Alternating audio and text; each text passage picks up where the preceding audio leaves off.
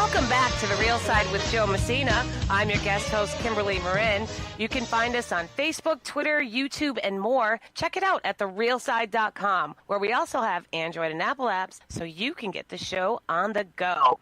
Now, I'm going to jump right in. I am joined right now by the editor of GraniteGrok.com, which is an alternative media site, conservative alternative media site in New Hampshire. And I am joined by editor Steve McDonald, who has been doing this for a while, but I wanted to talk to him about the importance, the vital importance of alternative media and why so many people are going to that now as opposed to regular media. Steve, welcome to the show. Thank you for joining me. Hey, Kimberly. Thanks for having me. So, first of all, tell everybody about Granite Grok, what it's all about, so they know. They hear Joe say it and they hear me say it on the show, but maybe you can explain it being, front and center. Well, GraniteGrok.com is New Hampshire's conservative blog site. We've been alive and well since 2006 when Skip Murphy and Doug Lambert founded the site. I joined them around February 2010, and so I've been hobby blogging there for the last 8 years, and that's resulted in roughly 10,000 published posts.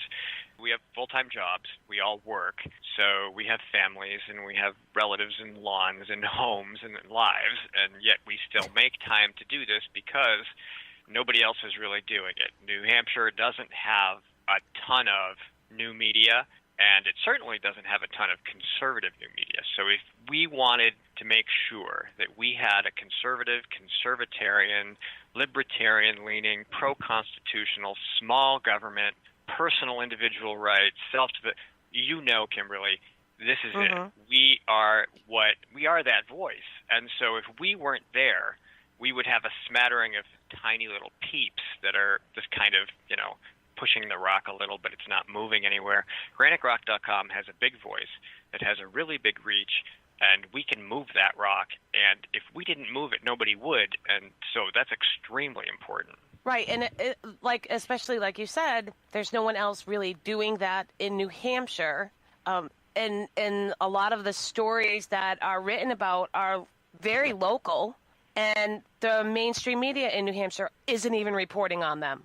Well, sure, and you've been part of some of the greatest stories that we've had. I mean, we've helped knock political candidates out of primaries. We've exposed congressional candidates for, scheming little everything from, bureaucrats at the Department of Environmental Services in New Hampshire to, people running for governor or Senate. And 2020 is coming. November 7th, we're going to start working on the primary, and there's going to be people coming here. We talk to presidential candidates. We interview them. Mostly Republican ones, of course. The Democrats don't really want to talk to us because we ask difficult questions. But, we're out there at events. We're talking to people who are involved in politics. They know us. We know them. They don't always love us because, again, we are about policy. No, not policy. We're about principles before party. So we're out there pushing the principles, asking the questions, writing the articles, and people are reading them. And we're looking for answers from these politicians, and some of them are prepared, and some of them aren't. No, and that's it's one of the good and bad things about New Hampshire is it's the first in the nation state. So every presidential candidate comes here they've already started, and they come here over and over and over again. You get all these other political people from D.C. coming here as well to help push their candidate. And, we get to talk to a lot of them. Well, again, you're right, except Democrats, unless you're yelling at Hillary Clinton, telling her she should be in prison. However, that's a different story. But why do you think, honestly, it's so important that people seek out and find alternative media as opposed to just their regular local or mainstream media in their states? Well, obviously, this whole conversation so far has been about a message that we're delivering that they can't get anywhere else. So that's really the answer to the question. The media, even the right-leaning media in New Hampshire, isn't really looking at these conservative issues. They're not looking at really focusing on what policies and what candidates are working really hard for individual liberty, for personal rights, for property rights. And we're filling that void. We're doing a pretty good job of it too. We just rebuilt the website. We've just re-equipped a couple of folks with some really decent equipment to go out and capture, the events in the world. And just getting up to this point, Granite Rock really is probably, we're a top 10 media destination in New Hampshire if you're talking about the internet, and we are. Right now we rank about 6th. We get more web traffic than the Nashua Telegraph, which is the second largest city in the state. So we definitely make a dent, and we definitely have the reach, and they know about it, and that's what matters. They know. The establishment media knows. The establishment politicians who are tied at the hip to the established media knows that we aren't bought, we don't get paid, we're not interested in being your friend. We will burn those bridges if we have to, if it comes down to, the principles. That's what we're interested in. Right. And we typically it's reporting on all of the facts, which seem to be left out often in mainstream media. They just do a little blurb. Well, at Granite Rock, everyone is looking and searching for the rest of the story, so to speak. Not to be cliched by Paul Harvey, but that's basically what happens. It doesn't seem like the mainstream media actually cares about digging in to do the deep research anymore. Some of them do just once in a while, but they don't seem to have that investigative type journalism going anymore like they used to, that people counted on to find out the truth about stories. I think they're burdened by a lot of problems. First of all, their format is limited. They only have so many pages they're going to print, and of course the cost of that goes up the larger it gets because they're paying reporters or they're paying somebody for content. In our current model, we're not paying anybody. We don't have any limitations. You can write a 20-word post or a 2,000-word post. Now, not many people are going to read your 2,000-word post unless it's really, really good, but we don't have those limitations. We have the freedom of new media. We can create a 10-second video or a 10-hour video. GraniteRock.com has 1 million views on YouTube, so we have options where they maybe don't. All right. Hold that thought. Don't go away, folks. We're going to be right back after this and talk some more about alternative media and why it's so important.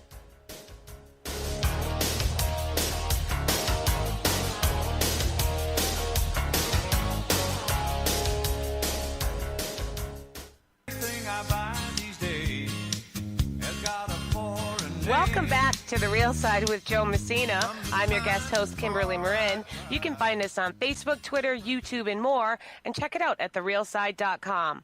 I am talking with Steve McDonald, who is editor of GraniteRock.com, and we're talking about alternative media or new media and why it's so important, especially with the upcoming elections and any kind of conservative policies or information that you're looking to get. Welcome again, Steve, and thank you for joining me. Hey, thanks, Kimberly. Hey, I've been called way worse. I know you have. Yeah, you've seen it.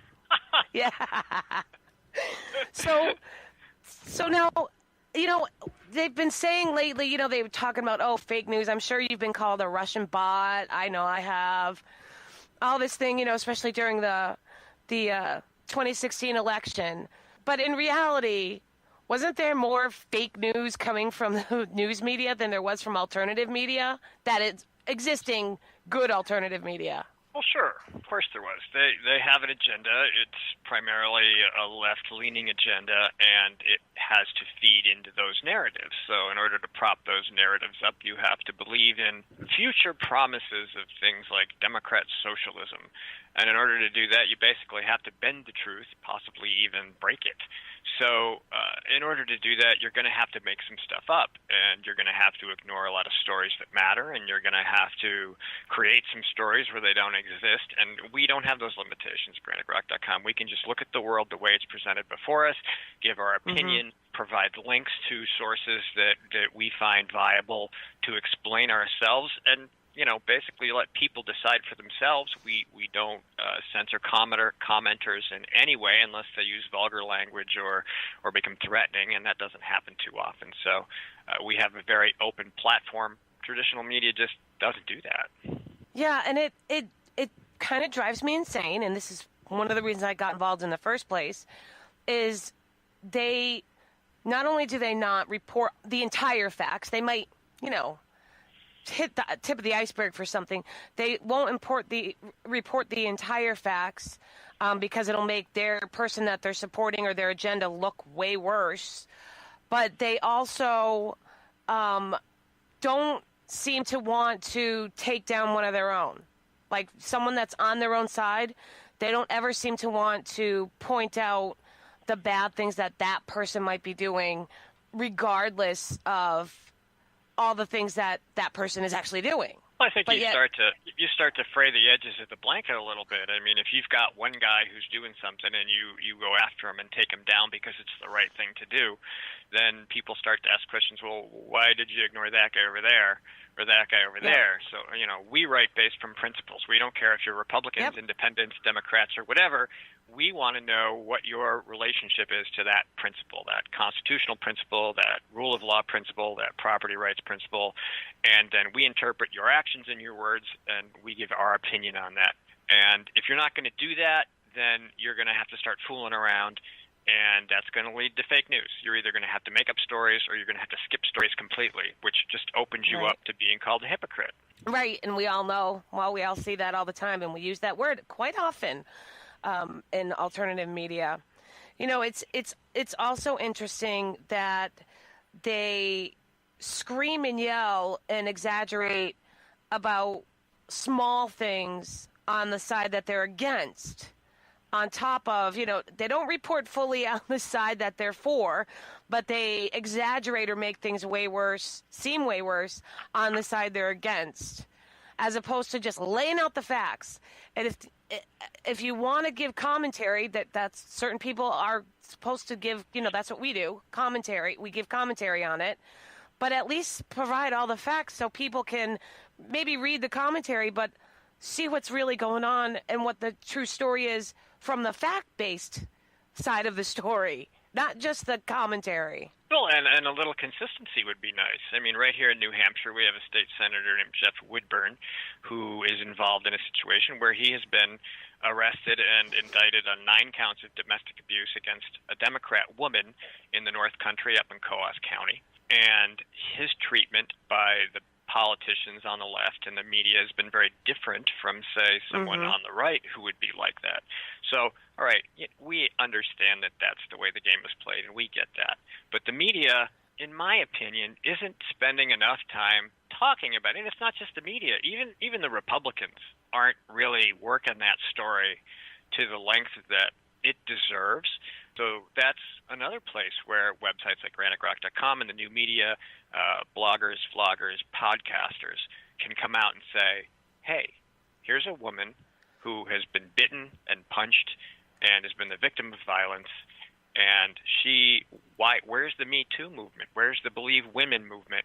And then that exposes the hypocrisy and gives you the opportunity to tell people who aren't paying quite as much attention as you'd like to think that they would, it isn't just this. There are other issues where these people are not being completely honest with you, and here's where you should look. Right. And in New Hampshire, and I know there are stories in every state, so when we talk about New Hampshire, we're just being specific, but I know for a fact there's stories in every single other state that no one ever hears about except for your local alternative media or maybe even just insiders because the mainstream media won't report on it. We had a state rep who pleaded guilty to assaulting an election volunteer, and it was just basically touched upon a little bit in the media, and no one ever said to the Democrats, well, why aren't you asking her to step down? Why aren't you asking her to resign? They never want to ask the Democrats the tough questions when it comes to things like that, ever. They just sort of just let it be, and it goes off in the corner and goes away. That's not being talked about either. Oh, I know, and we should blame the party, the Republican Party. We can blame other political actors on the center right who don't step up, who aren't necessarily bloggers like us, and apply the pressure necessary to make that happen. Everybody talks about spineless Republicans, about how they're just used to being treated this way and how they just react with this seeming indifference, like we're just going to move along because we don't want to play by those rules. But, Andrew Breitbart always said politics is downstream from culture, and the culture, that culture is what led us to a country that elected Donald Trump, because he was a completely different animal. He wasn't going to take it sitting down. You don't have to agree with his tactics, but he actually stands up and fights for what he believes in. And an awful lot of people on our side have been trying to do that for years, and we look at that man and we go, thank you. No, that's exactly it, because how many times did we cringe or get angry, like when it was Romney or something? It's like, stop being a gentleman, punch back. Can you just grow a spine for once in your life? And I can't believe he might end up being a senator from Utah, but that's a different story. But and you know, the thing that aggravates me about the media as well is they should, as journalists, know if a politician is telling them BS, right? Equal pay, women don't get paid equally.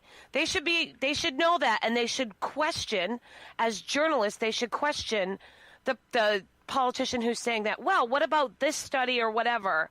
And they don't.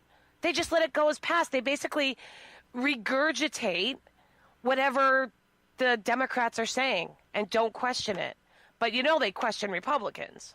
Sure, and I respect that part of it. I'd like them to question Republicans. And I think that Americans in general understand that that's where the media is, and certainly our current president has made it clear frequently that that's where the media is, and people take notice. I mean, you know, they're struggling. You look at the size of a newspaper; it's not very big anymore.